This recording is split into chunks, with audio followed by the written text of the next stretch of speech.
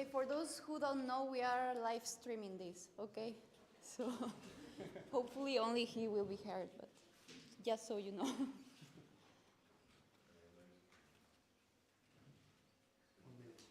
1 minute.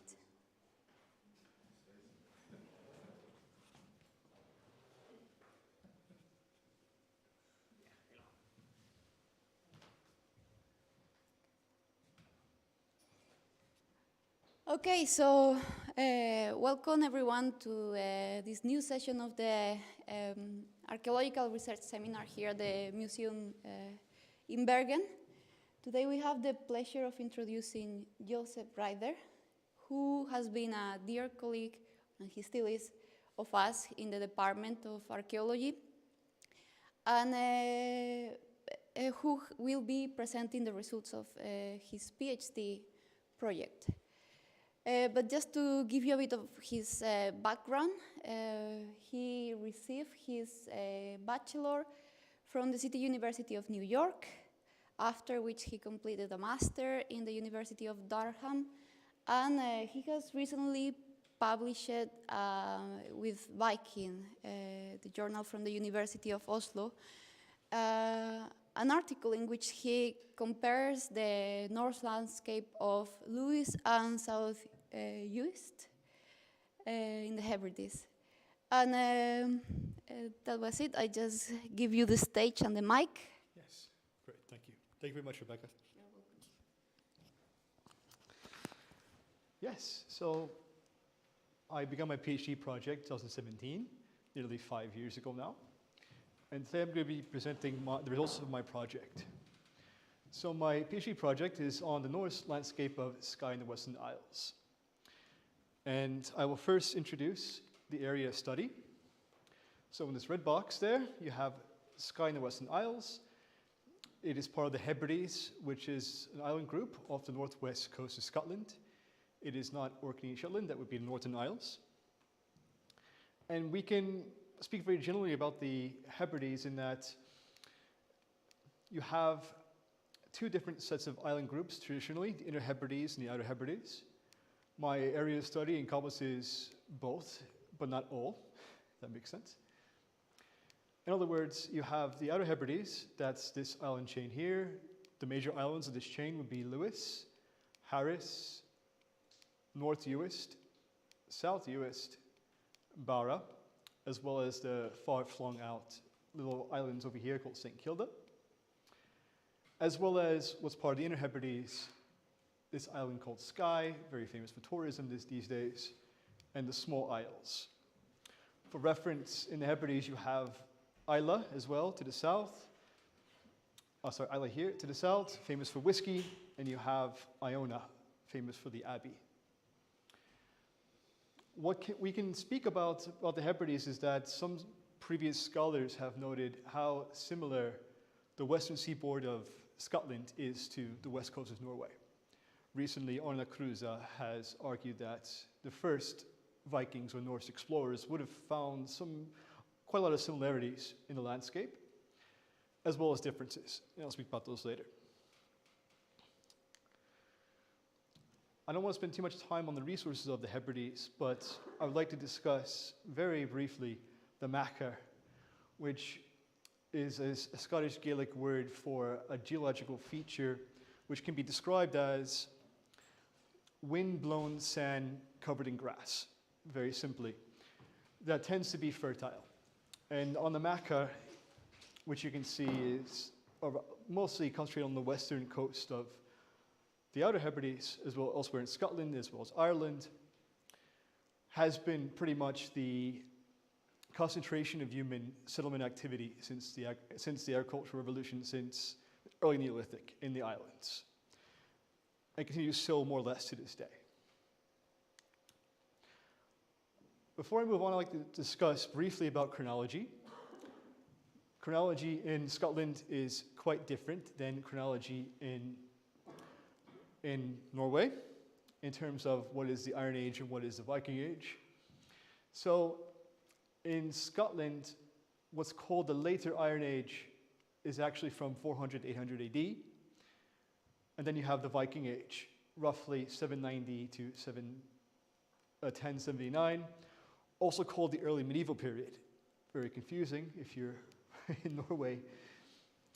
And that could be marked by the first raids recorded by Irish monks to the establishment of the Kingdom of the Islands in 1079. Then you have the Late Norse period, 1079 to 1066. That is when the islands are still under control by Norway. The Norwegian crown officially has the islands, but then after 1266, in the Treaty of Perth, after the war between Scotland and Norway, Norway signs the islands over formally to Scotland. So you have this specific date here, 1266 AD, but I will refer to both of these periods as the Norse period generally. Finally, you have the early medieval period, or late medieval period actually, sorry, 1266 to 1400 AD, in what's called the Gaelic Renaissance. After the islands are handed back over to Scotland, you have a return of Gaelic culture in the region. Now these dates, interestingly, aren't archaeological in many ways, but there perhaps are something in common, and I'll discuss that later. So what was the pre-Norse Iron Age like in the Hebrides? Archaeologically, it can be marked by what's called the Atlantic roundhouse. So the average structure would have been round, circular even, and in the late Iron Age in Scotland, you have what's called the figure 8 or jelly baby houses, look like British candy, and they can be defined as having a singular stone wall, as well as being semi-subterranean, so about 1.5 meters dug into the ground on average, sometimes more, sometimes less, which is actually quite high. It's roughly here, I guess. You also have, for example, the burials perhaps show a bit of Christianization. You have square cairns and kiss burials. You also have earlier fortifications that were reoccupied. You have likely Christianization. So we do have historical sources of Irish monks discussing various monasteries in the region. Whether or not that can be proven archaeologically is, for me at least, hard to say. But you do likely have monastic communities. And the people speak a Celtic language. And I'll call them the Picts to be simple, but perhaps the ethnographic situation is probably more complicated. There might be multiple different Celtic languages being spoken. So we have some structures that are still quite remarkable today, called brooks. On the right, you have the Broch of Mosa on Shetland, which is the most intact and impressive broch. It's 20 meters tall. They're still Atlantic roundhouses, but on a much larger scale, and they can be quite impressive and large. Obviously, not all brooks were as big as Mosa. Nevertheless, they were built around the 1st century AD, 200 BC to 200, 300 AD. Some of them are reoccupied all the way up till 9th century. You also have what's called the wheelhouse. The wheelhouse is another Atlantic roundhouse built around the same time as the brooks, around the 1st century AD. And they're called wheelhouses because they have inner walls that are wheel-shaped. You look from a plan view if you're looking down at them. Again, some of these are occupied into the 8th, 9th century AD, but not all. Pictish burial cairns, you have these in the region. These are simply cairns that are square-shaped. It's a wonderful reconstructed example here from South Uist. You do have meager grave goods, so it's been suggested that they're probably Christianized, but not all the way. Again, it's probably very complicated. And you also, however, in the 9th century, there is a drastic change in the area. So all the before mentioned sites, all the types of sites, they seem to be abandoned around the late 8th, early 9th century. Particularly in the mid-8th century is the last good date you'll get on a lot of these sites. However, from the 9th century on, though more or less the late 9th century, you get the Norse period because you have a distinctive Western Norwegian style of architecture and burials as well as material culture. So you get, first of all, long houses, which can be defined as simply twice as long as it is wide. Some of them are quite substantial. You definitely have magnate halls, as you do in Western Norway. This example is from Bornais, excavated. I'll discuss this a bit quite later, where it's 20 meters, 23 meters long, with a characteristic long hearth, and everything else you'd find in a Western Norwegian longhouse. You have a lot of settlement mounds. It should be noted that settlement mounds are occupied into Norse period as well, often large and multi-period. You have a clear abandonment of pre-Norse structures. So the last Brock, for instance, is occupied. The best date you get is around 905-ish, more or less. You also get furnished pagan burials, as in you get weapons burials, sword burials, for male burials, and oval brooch burials for women's burials. It's essentially the same kind of grave goods you get in Norway at the same time, more or less. You also, interestingly, get the Norse language. And I'll discuss that in a bit. So, as I said, the material culture has a clear change in the burial record. You go from Pictish cairns and long kiss or even flat burials without grave goods, as well as perhaps some evidence of Christianization in terms of stone sculpture, crosses, to clear, to be very simplistic, Norse pagan burials. You get grave goods such as oval brooches and hogback combs, ring pins. This is probably rings a pair of heckles, whetstones. You get quite lavish swords, including silver-plated swords, some of the most expensive objects you could have. Characteristic pendentality brooches. These are all Norse dress objects, displaying both dress and status in a very, lack of a better term, Viking way. Often these burials, less than half of them are prevenient. Most of them were found in antiquarian times, but the majority of them seem to occur in mounds, often reused mounds from previous periods. You have boat burials, ship burials probably as well. Horse burials are known. In other words, the burial record changes quite drastically. You also have clear Norse material culture that can be found at settlement sites and elsewhere. At least one runestone, for instance, on Bara, probably late 10th century.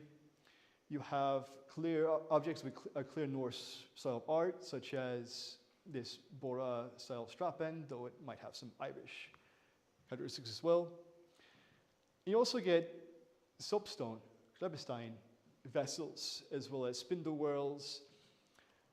And while there are soapstone quarries on Shetland, it seems that most soapstone in the pre-Norse Iron Age would have been used for bangles, arm rings, sometimes for casting, crucibles, not vessels.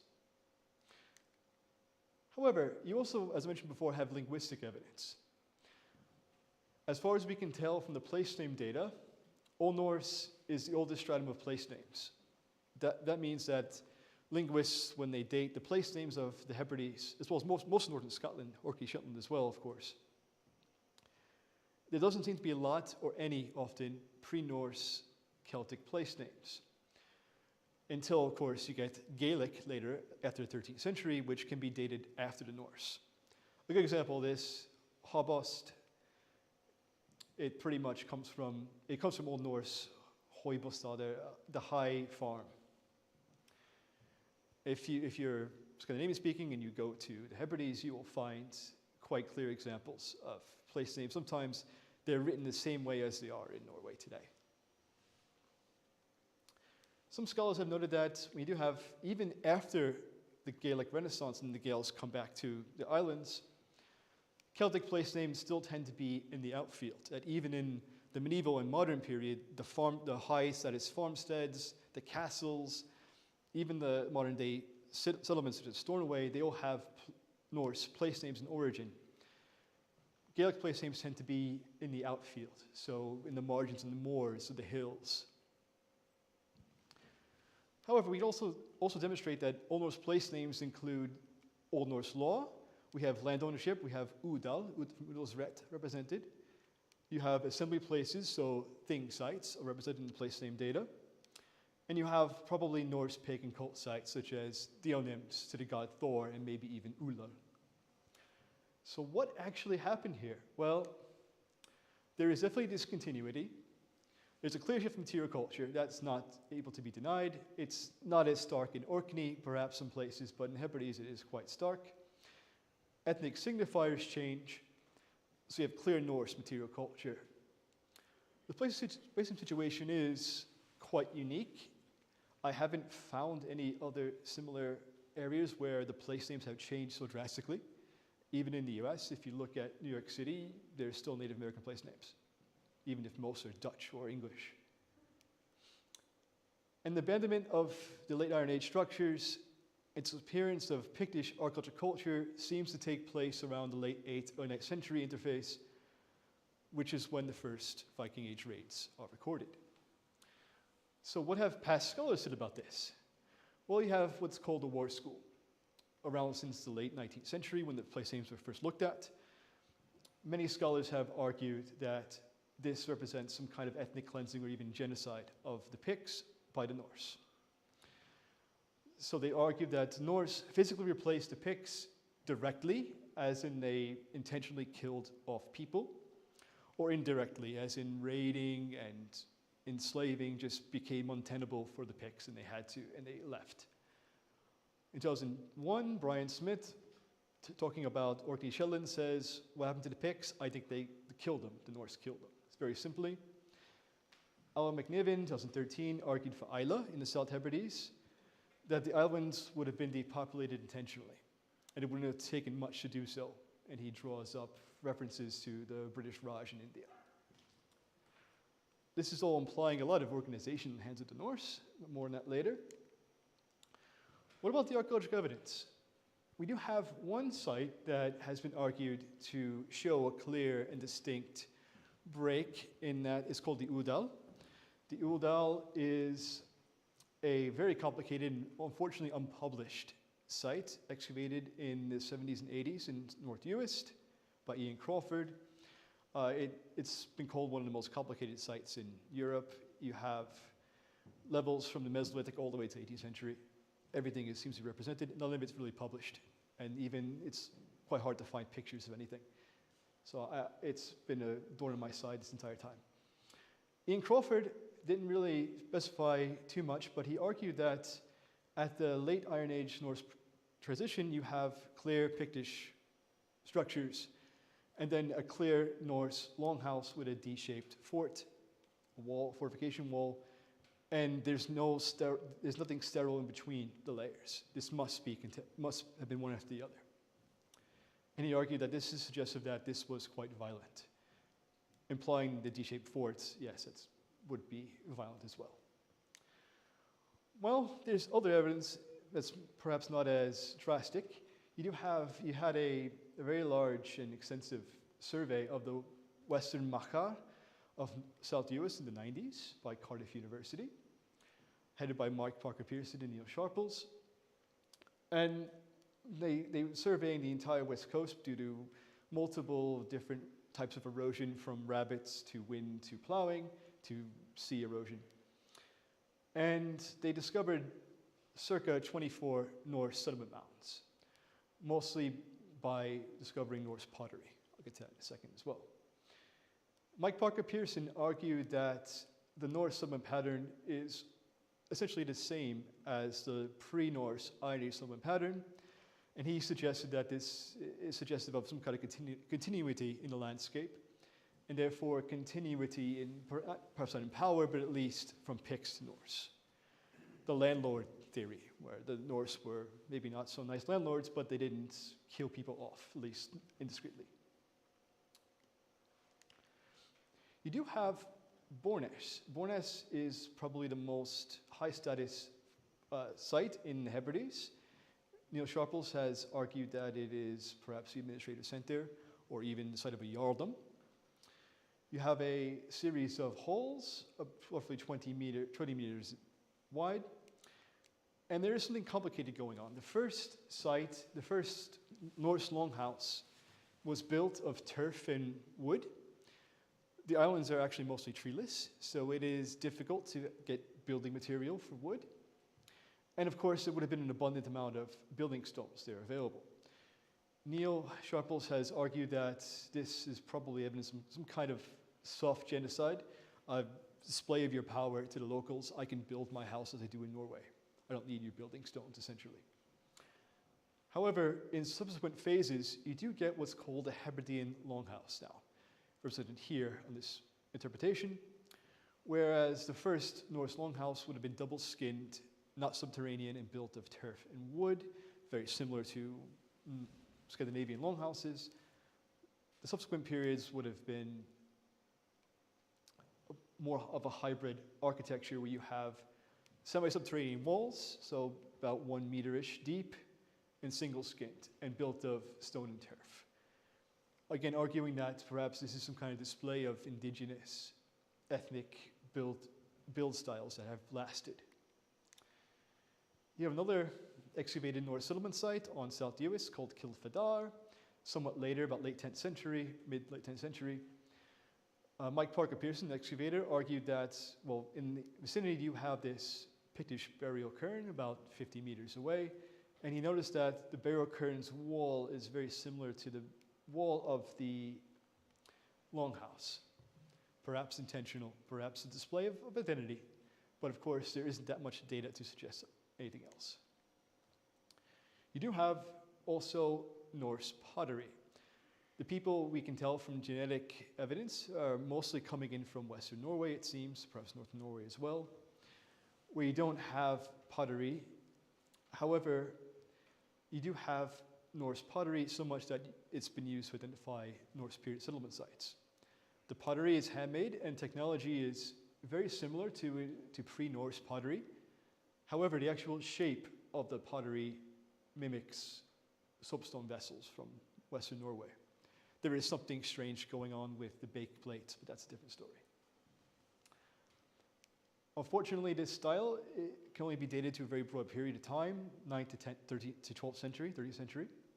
So if you find a piece of Norse pottery, you can't really date the site other than this very broad period, which is a problem in the area in general.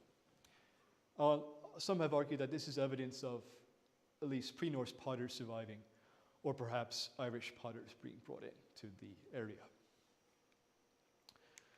So the situation is quite complicated. And for my PhD, I really had some ambition to say something about ethnicity. But generally, my research questions are, what can the possible reuse of monuments tell us about the relationship between the Norse and the pre-Norse populations? What can be said about ethnicity identity in the islands at the time of Viking Late Norse periods?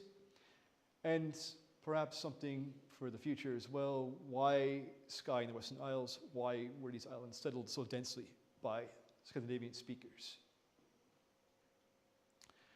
To do so, I compiled a database of all available Norse period data, that is from excavated sites to surveyed sites. And I was able to, well, most of the sites have been dated already to the Norse period through artifactual dating, some were by radiocarbon dating. I also went through the old legacy data, so antiquarian excavations, and grey literature, that's unpublished literature in British terminology. And I actually found a lot of fruition. I think this was worth it. Looking for Norse sites that were perhaps missed, or at least not too well focused on. I compiled all the Norse sites. So I made a large database, divided the Norse sites by settlement, burial, stray find, hoard, or other. I included Norse Placename data. This was very complicated, particularly because there aren't too many people working on place names these days. And I decided to take a landscape. I decided to put the data into a landscape context, looking at agriculture, maritime, a maritime landscape as well as reuse. Were these sites reused sites? So my primary methodology here was to use a landscape method, particularly for reuse.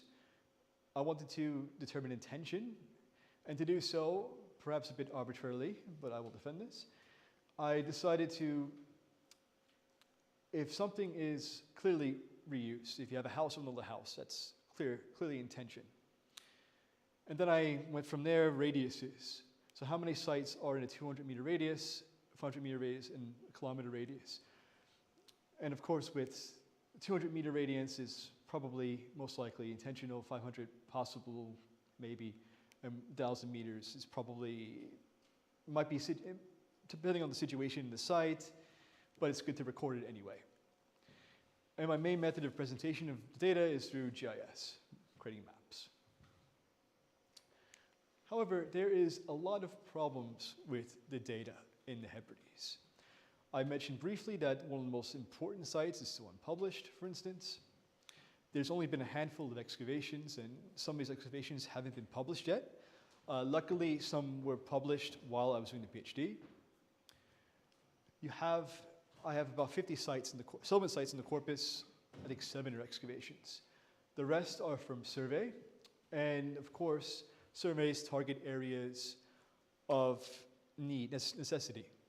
They target areas under threat, and as a result, of course, a site that is not being eroded is not going to produce any artifacts, therefore it can't be dated, but a site on the coast will produce more artifacts. So there is that discrepancy.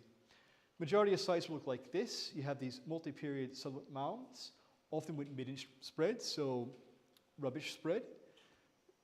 Some of these are quite substantial. These mounds can range from 80 meters in diameter to 5 to 10 meters in diameter.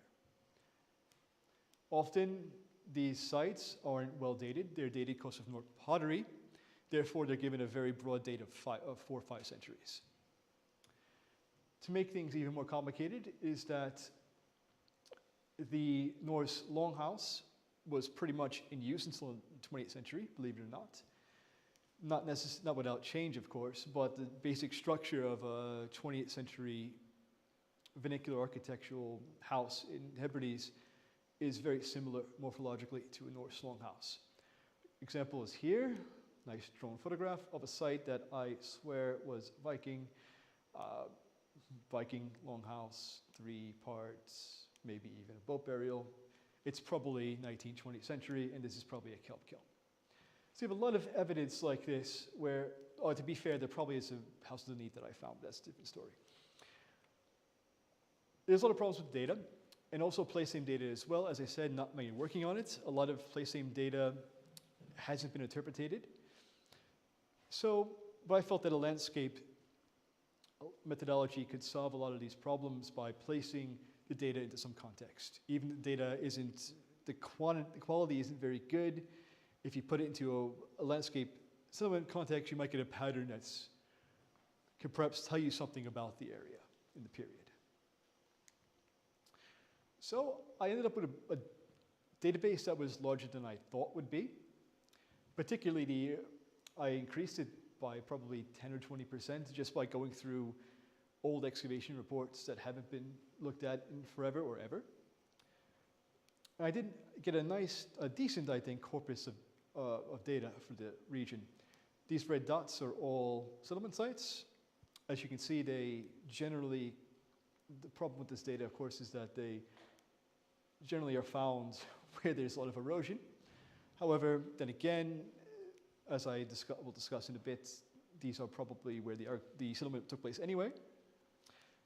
Also, quite a fair bit of burials. More than, it's been often argued that there aren't a lot of burials in Scotland, but by using a Scandinavian methodology to determine a burial, I was able to increase that, at least probable burials or likely burials. So my results, preliminary, as I first looked at the data was, well, there are more sites than previously thought. Again, the quality of these sites in terms of excavation or reports is not always good, but it's still a site.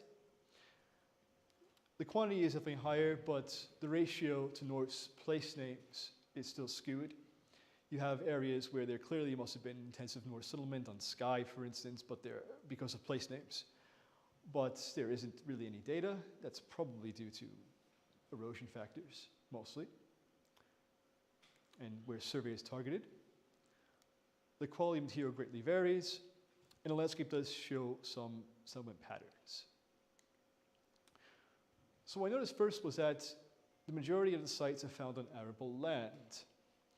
And in this blue field here, of course, if arable land is coastal, which it often is in Scotland, then you will get high representation than sites in the mountains, which may be more stable, have more stable matrices. However, they are also represented too. You do have sites that are found on pastures or in the mountains, often excavated by antiquarians who didn't realize what they were doing in that sense. And then you had some sites that probably had a mixed pastoral agricultural economy also represented. I noticed that there was a correlation between agricultural potential and farm size. So the better the soil, the larger the farm mount. And as well as, in some cases, elite status can be inferred even before looking at the archaeological data.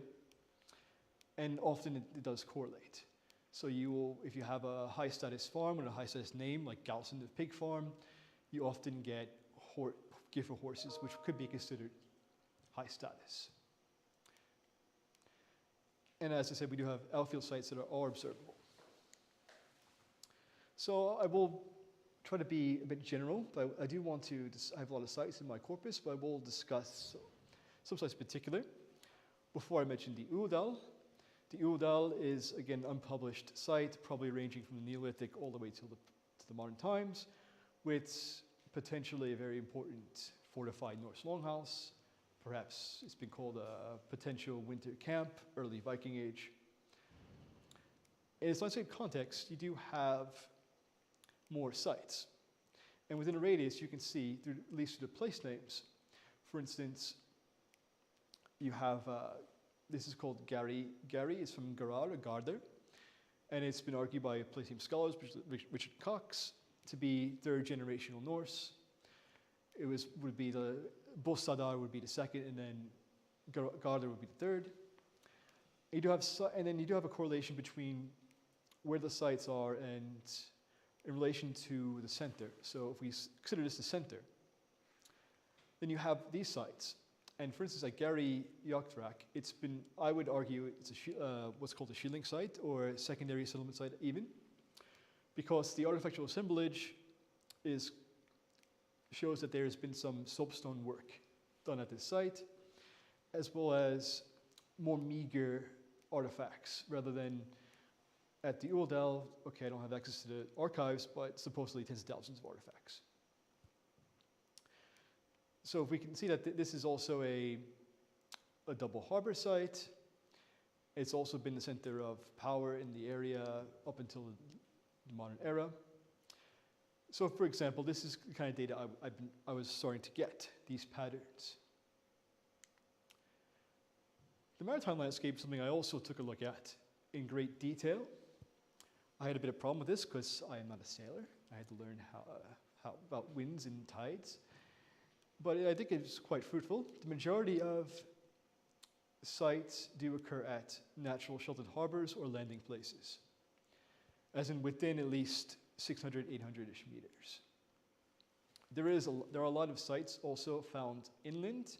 However, this is a bit skewered by Southeast, which has a perhaps unique maritime landscape topography. There are only 2 harbors on the west coast. So the sites seem to be oriented towards the sea.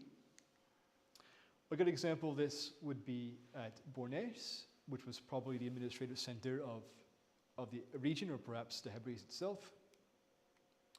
Here is where the high status medic farm would be, very close to this freshwater lake or loch. And you do have one of 2 harbors, and Bornais Harbor is considered to be the best harbor on the west coast. Can I just ask a question about sea level at this time? Is that the same as today? I think it would have been about the same, as far as I know. Okay. Yeah. A little higher, I believe. Are you at Skye now? This is Uist, South Uist. Okay. Yeah. The outer Hebrides. Yeah. You You do have a cluster of other settlement mounds around the site, smaller, as well as some place names, perhaps, designating potential portages. I would say potential because it's not proven yet.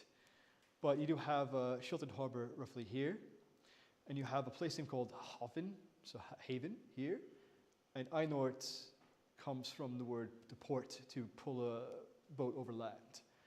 So perhaps we're looking at some kind of inter-maritime inland situation which is being explored by scholars, particularly in the modern era. So you do have a definite correlation between harbors and sites, and perhaps even the best harbors to the most high status sites.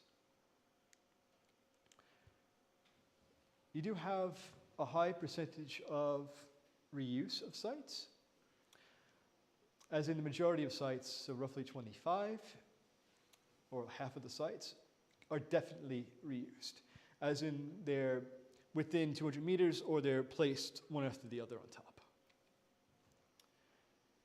You do have, of course, and then this is within 200, 500 and a kilometer, and then a large amount of sites don't have, of course, any kind, nothing within 1,000 meters. Mostly, I believe these are shielding sites. There is a high percentage of reuse. There can be very practical reasons for this, particularly because on the machair, it's very unstable. It's mostly a sand dune system. So if you have a site where people have been living for the last couple thousand years, there'll be a lot of buildup of anthropogenic debris, which would give the site some stability. Practically, if you have a site with building stone, the house there, okay, build a house there. However, they may have been, especially if you consider the ethnic change, there may have been some kind of symbolism or something more ritual there. Of course, we're not entirely sure. We do see that, I did see that at least there's some continuity of centers of power at Bornais, the highest status site in the Viking Age, Norse period in general. Did have a very high status site also in the late Iron Age. However, a site such as Frobost, which Norse period settlement mound, was much smaller than the late Iron Age settlement mound nearby. And place name, Bost comes from Bostader, or secondary farm. So in my mind, I do see a Norse settlement pattern, but there is something clearly, even though there's a lot of reuse, it seems the Norse reuse sites that fit into their pattern rather than taking into consideration the late Iron Age pattern.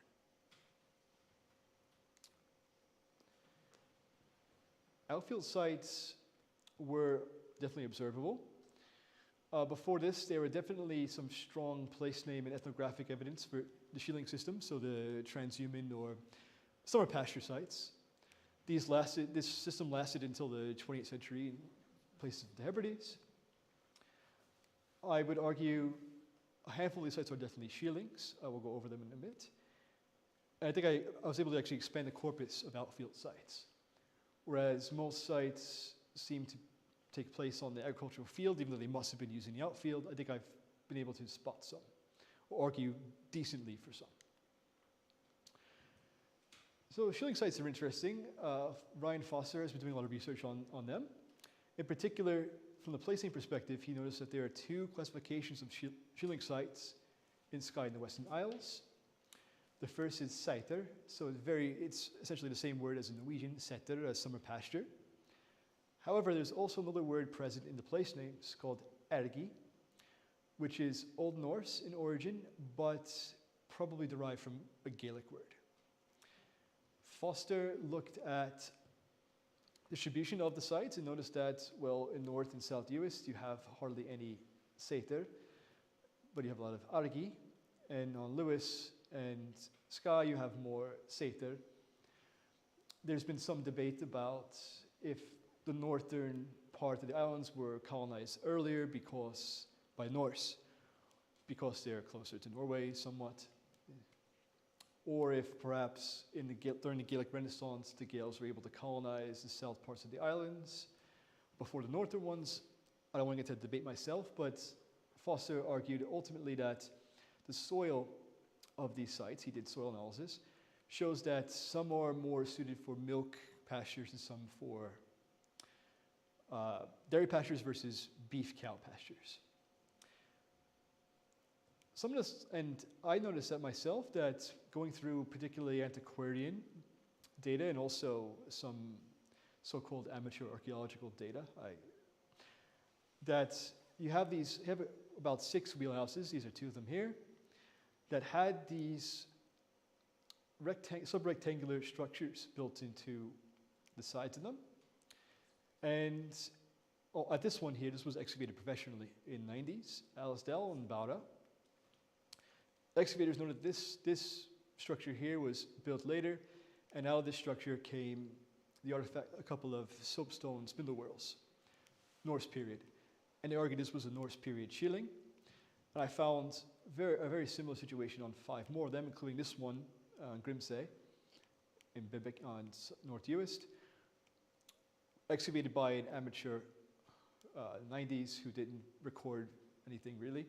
But he did uncover quite a bit of Norse pottery, Norse soapstone spindle whorls, and even what was like a schist whetstone from Eastern Norway, probably from Telemark.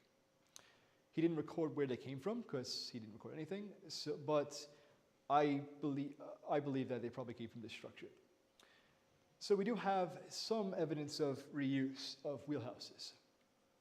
I also noticed that the brocks, the large stone towers, they've been long, in Orkney, Shetland, as well as in the Southern Hebrides, they produced evidence of Norse Viking burials. They haven't in the Hebrides, in my area study, I mean. However, going through the old data, I did discover that 3 of the brocks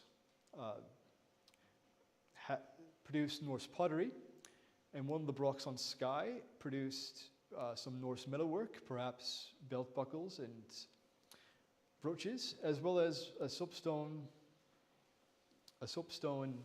crucible, probably with a Thor's hammer pendant. That's been gone unnoticed. Unfortunately, I don't have a better picture other than the drawing from the excavation 1920. What I noticed from a landscape perspective was that all 3 of the brocks have a very similar landscape settlement pattern. They occur about 40 to 60 meters above sea level on a natural rise, a natural hill, overlooking harbors, clear harbors, or landing place in case of the one in Baura.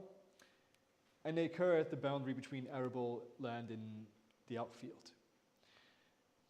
These are very, very similar to landscape pattern of certain shieling sites in Norway and elsewhere, where you do have some evidence of perhaps revolving around either the movement of animals into the pastures or even lookouts, and perhaps metalworking as well. I also looked at the burial sites in terms of landscape. I was able to get a corpus of about 15 burial sites. Some of them have multiple burials. There's quite a bit of more. The majority of burial sites were antiquarian finds or excavations. There are 2 burial sites that were actually excavated professionally. The majority of these sites are dated based on artifactual assemblage, but they seem to occur between 850 the earliest, but more or less around the 10th century AD. What I discovered was that there was a high amount of reuse, so nearly all of these burial sites occur on in or around pre-Norse burial monuments, such as Neolithic chamber tombs or bronze standing stones, for instance.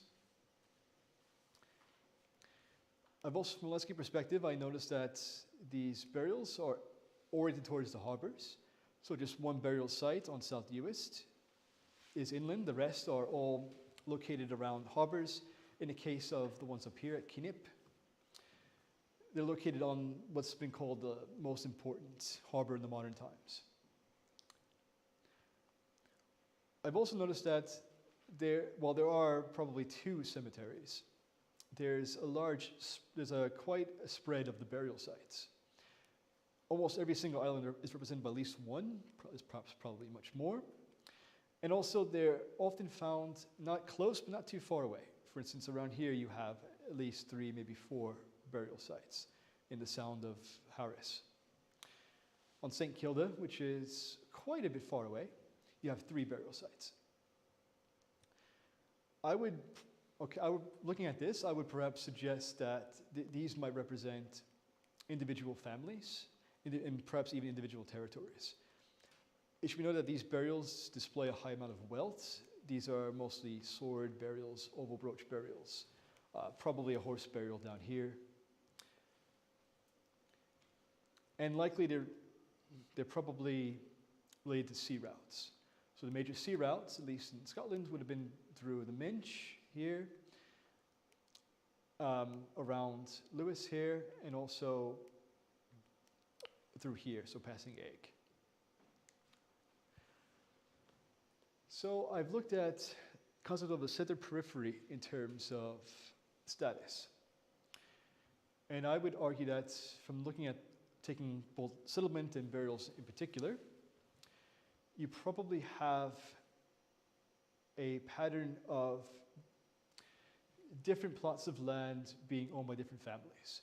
And you have clear concentrations of status, of high status settlement sites, at least 4, probably more, 5.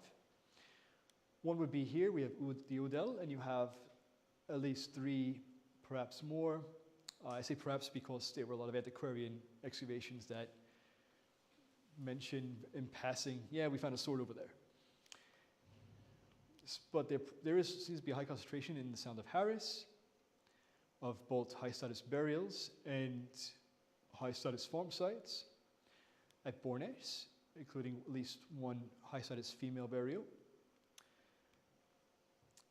At Egg, you have 3 Viking age, probably late 9th century burials, right along one of the major highways of the time, as well as Knip. You have a cemetery at Knip, another burial site equally high in status, located not too far away, about 10 kilometers away, and an additional burial site here. The harbor here would have been probably the most important harbor on Lewis, on the west coast at least. And on St. Kilda, interestingly enough, you do have a concentration of 3 burial sites, high status. They're probably, in my opinion at least, they're related to sea routes. You do have some discussion of sailing through the Hebrides in the sagas, which I didn't focus on, but in general you can see that if you're passing north or south through the Hebrides, you probably, and going to one of these high status settlement sites, such as Udal or Bornais, you would certainly pass by some of these burials. Particularly if you're traveling from Iceland or the Faroes to the Hebrides, you probably land around here or perhaps through St. Kilda. That would explain then why you would get small clusters of burials, and likely they relate to elite activity and control of harbors and control of settlement sites. In the post-Norse period, there are definitely clan strongholds that do exert, in the modern times as well, they do exert power over these sea routes. They demand tribute as you're passing by. There is some mention in the sagas of at least 1 petty king in the Hebrides who've been over here. Someone shows up at his harbor and he demands money, well, currency at least, or something. And if looking at a maritime perspective, these islands are considered to be very dangerous today in terms of maritime sailing. Sailors often avoid these islands if they can. And yes, there are definitely natural sheltered harbors, but you can still see a correlation between the best harbors and elite activity. I must say though that there are plenty of good harbors that have nothing in terms of archaeological evidence, particularly on Skye, but the place of evidence also suggests the same thing.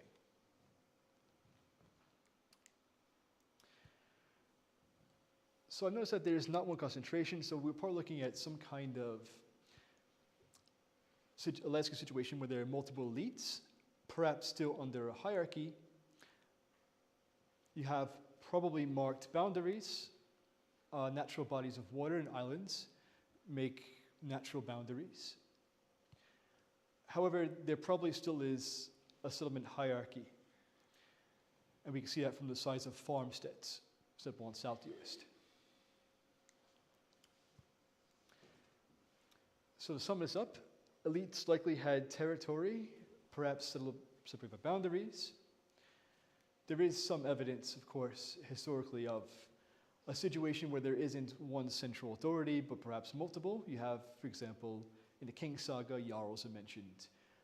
You have references to petty kings of the Hebrides, or certain nobles or Jarls receiving one island and not another and getting angry. Historical sources do suggest that there are different dynasties in the 13th century. For instance, you do have two different dynasties controlling different parts of the islands. I'm not suggesting that this is any way a continuation, but perhaps it does lend itself as a model. In the modern times, you do have different islands and different territories that can be pinned to different clans as well. MacLeod of Lewis, MacLeod of Harris, MacDonald of North Uis, etc. This all in all probably suggests some kind of planned settlement or even some kind of organized settlement. I did spend a bit of time on ethnicity. Did the Picts survive? When I first started my PhD, I had all these grand ideas of throwing ethnic theory at the data and saying something about it, but I don't think I can. That's probably tied to the quality of the data, in that most is unexcavated. I don't think I have too much to add to the debate, other than I can repeat what I argued in my article, 2021. It doesn't appear that the non-Norse would have had any power if they survived. You may have some aspects of Pictish culture, or continuation of it, for example, in the Hebridean Longhouse, but it doesn't appear that the non-Norse peoples had any kind of say in structure, settlement power. It does very much seem like a Western Norwegian organization. Well, that's probably yeah. So, if we look at, I don't want to focus so much on what the Viking Age happened, but perhaps this area of study can be looked at as a pull factor. This was clearly, the islands were clearly colonized intensely by the Norse, probably from Western Norway. Why? What do they have to offer? Well, one reason is probably easily for resources. The Hebrides aren't the most agricultural rich islands in the world. However, they still have decent potential. There is some evidence of perhaps, there's a lot of evidence of deep sea fishing, which in turn would have perhaps been dried and sold, or sent to Ireland and elsewhere. You could probably see it as a node, which is not my original idea. A node in the land seascape from Ireland to Norway, where elites who have ambition could control harbors and sea routes, and this may be expressed through lavish burials and halls. One key aspect may be that if you do have a pre-established landscape settlement pattern, it may ease tensions when incomers set up shop at these farms if there's very clear boundaries. Yeah, thank you.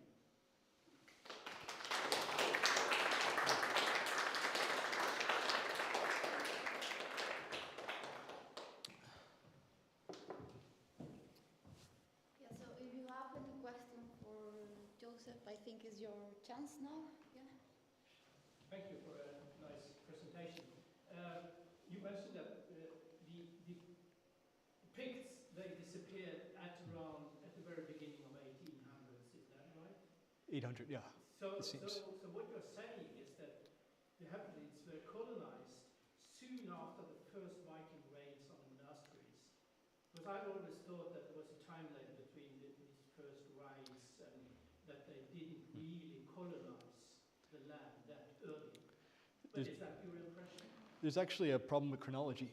It does seem that the Pictish archaeological culture does end around mid to late 8th and early 9th, but then it's very hard to actually date Norse settlement sites earlier than the late 9th, perhaps mid-9th century. So there might be a period of time where there's actually no one living there. At this point, it's very hard to say. It is a problem chronologically. even the well-excavated sites haven't been able to date anything past at the earliest. You don't have fireplaces where you can run the coordinates? Unfortunately, it hasn't been any dates that have come up in that interface. The last, unfortunately, there were some dates from the Udal of the early 9th century at the Viking age, but they used whalebone.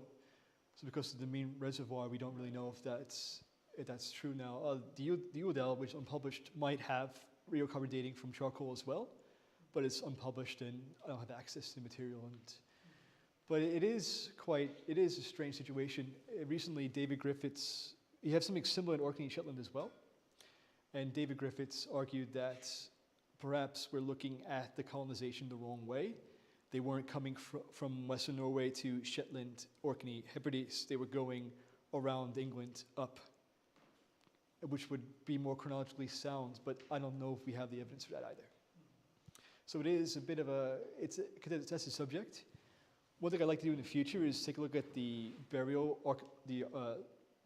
sites.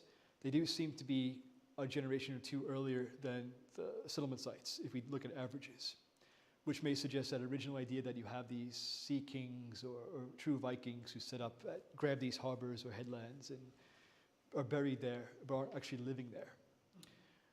The issue, of course, is that the Pictish archaeological settlement sites also do end. So there's really not a lot of dates for almost 100 years, perhaps even 200. You didn't have any boathouses, did you? Sorry? Boathouses, you didn't have any at the sites there? There are some probable boathouses to the Norse period, but I didn't mention them because they haven't been dated properly. There is for example, there's a boatyard on Skye that could date to about 1100 AD, and there are Norse boathouses, but they haven't been properly dated. So I decided to leave that out of the analysis if I couldn't get a clear date on them, because they still could be later as well.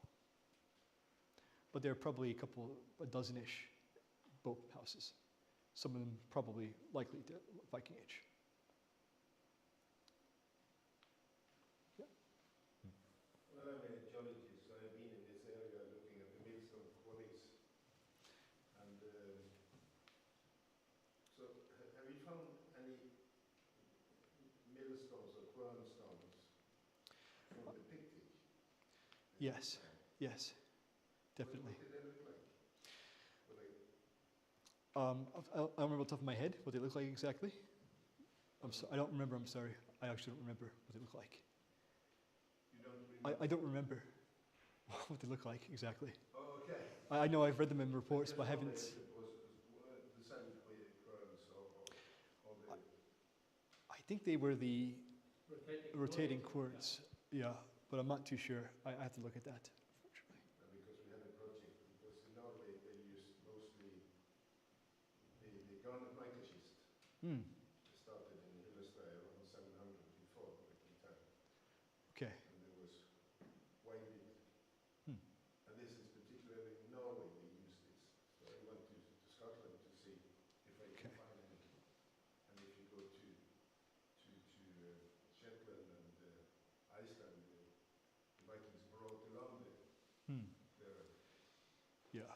So, but we did find some. There are garnet mica schist in Scotland. So you found them in Hebrides? On Skye, you said, right? No. No? Well, we found a nice quarry at Skye, but that was not garnet mica schist. It was sort of volcanic rocks. Okay. Very nice place. But anyway, we did find some sites not in the outer Hebrides, but the more inner Hebrides, where they have actually quarried garnet mica schists, like the Norwegians. Okay. So we just wonder who influenced who, but Hmm. I'm a geologist, so I do the data further.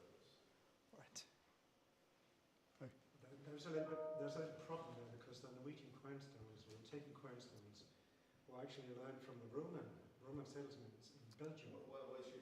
The rotating quern was not a Norwegian invention. It No, I know was that. from Belgium, from the Roman settlements in Yes. Belgium. So at the same time, Germanic people would know about the rotating quern. English and Pictish people would know it as well. So it would be difficult to see the difference between them. Yeah, right. But you do have the stone types. I know about your investigations are really interesting.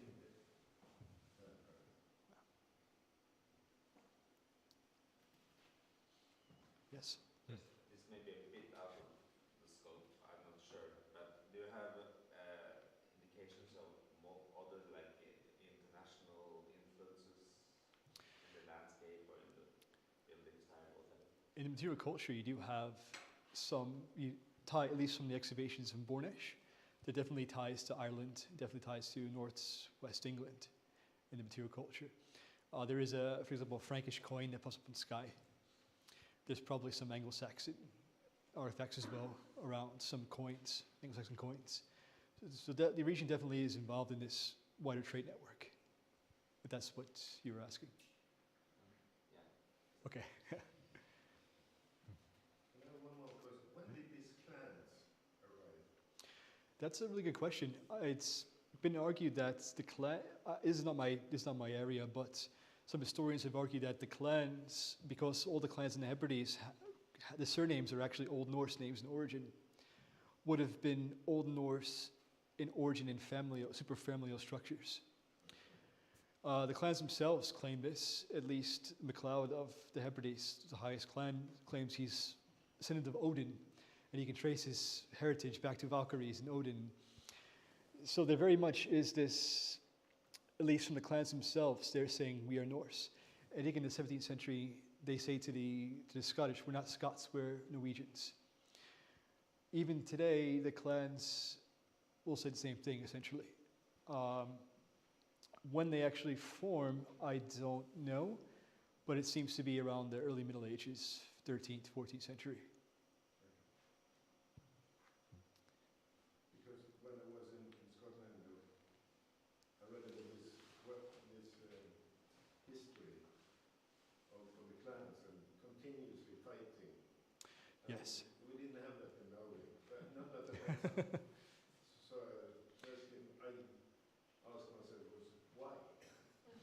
There's actually, yeah. Well, in the Hebrides, you do have in the 15th century, the majority of the settlement is based on agriculture, on the machair. And there is a collapse of the machair system because it's been overly ploughed. And it does seem to be that's when you have this situation of anarchy in the 15th century, 14th, 15th centuries, where actually a lot of the older Iron Age structures like Brocks and Islewind forts are reoccupied. And it does seem, at least I've heard arguments, this isn't my area, but that this is tied to the agricultural situation collapsing on South Uist due to over-farming. I have a question. Yes? Because you say that there was reuse of burials, or they were just settling their own graves very close to the other burials. But then it is also, you also reach the conclusion that if there was Pictish surviving, they wouldn't have any power in there. Yeah. So, do you have any idea of how this could relate in a way? Because on one side they are reusing all these old structures and all these landscape by also taking cultural and burial elements from the culture before, but then on the other hand they are completely neglected in the next step. So It's a really good question. Yeah. Yeah, well, the issue is, I didn't mention this in the talk, but the Pictish cairns and the Pictish burials aren't the burials being reused by the Norse. It's actually the Neolithic and Bronze Age monuments that seem to be targeted by the Norse. They're much older than the Picts. And in my mind, that's because the Neolithic monuments, they're quite monumental. You have these chamber tombs that are 20 meters in diameter and large mounds that they look more like burial monuments, in my mind, to the Norse than a Pictish cairn would. okay. So to me, that tells me that it's not the Picts who are actually dictating where things go. It's mostly, it seems to be the Norse, especially because these structures take place right by harbors that would have been used. However, there is, I can go back to this issue, which I think needs to be explored further.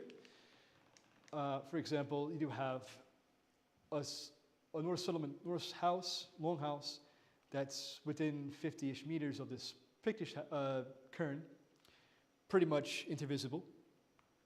And Parker Pearson did argue that this wall of the cairn is very similar to the wall of the Norse longhouse.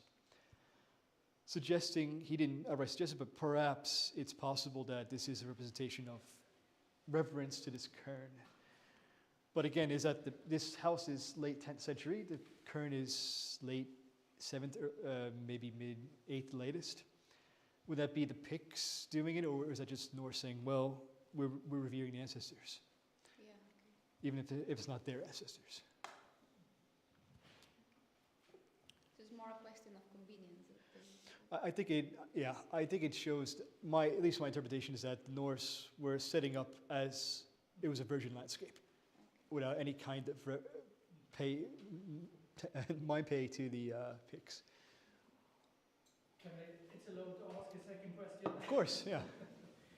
St. Kilda is fantastic. Yes. Island, and it's amazing that the Viking colonized even that.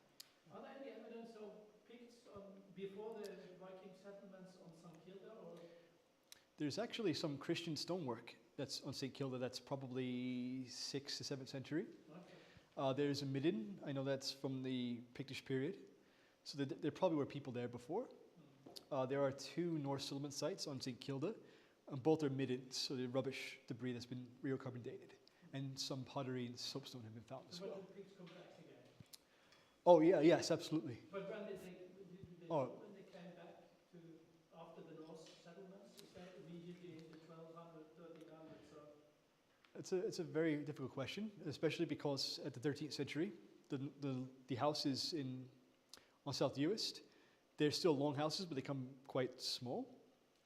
And it's a question at the late era, who is Norse and who is Scottish or who is Gaelic. In the Treaty of Perth between Norway and Scotland, it does mention that the people on the islands have to speak Gaelic and not Norwegian anymore, suggesting that Norse is being spoken. Due to the dialects in the islands, it's been suggested that Norse was probably the prestige language after the Gaels come back, until the 14th, maybe 15th century. As well as due to surnames, the highest status clans all have Norse surnames, in origin at least. In St. Kilda, I think it's quite difficult because the excavations there tend to be quite small and targeted. I don't know for sure when they would have been back to St. Kilda, but I assume it would have been quite not too soon after the Norse, I would think. And it's quite a small community out there, so probably no more than 100 people at any given time in any period of history, I'd imagine.